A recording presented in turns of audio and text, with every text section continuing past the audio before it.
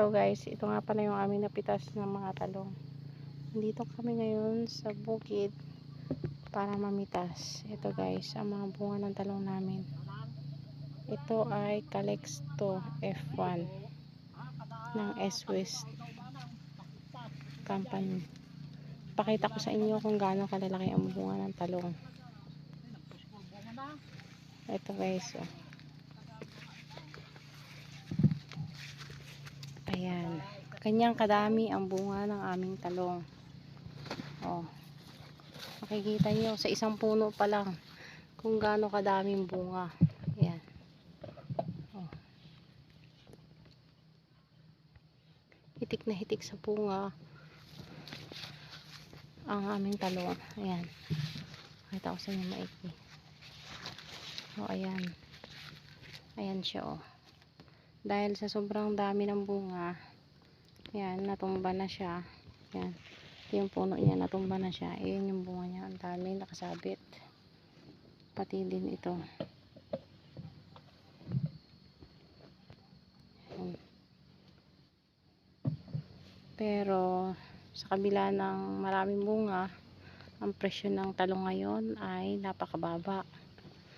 Dahil sobrang dami nang nagtanim ng talong.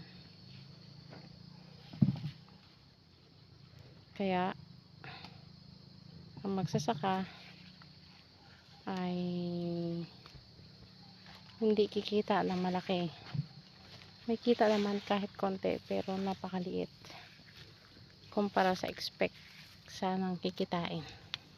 Ito, ipapakita ko sa inyo. Ayun, oh, kung gaano kalalaki. Napakaraming bunga. Ayan.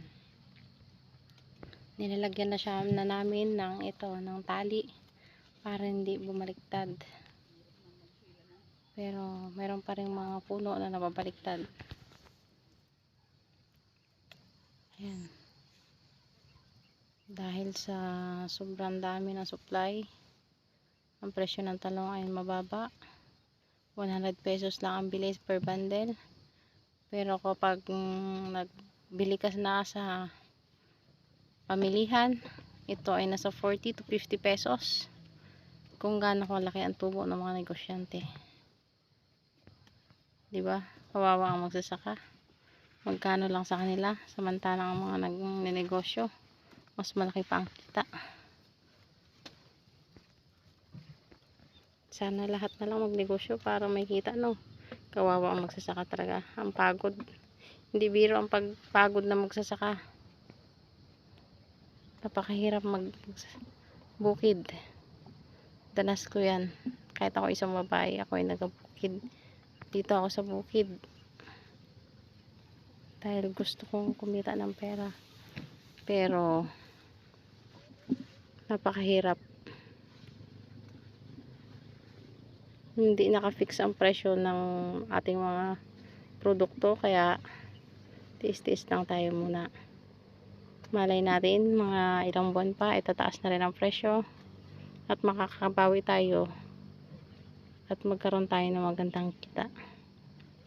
Yun lang mga aking video. Thank you for watching, guys.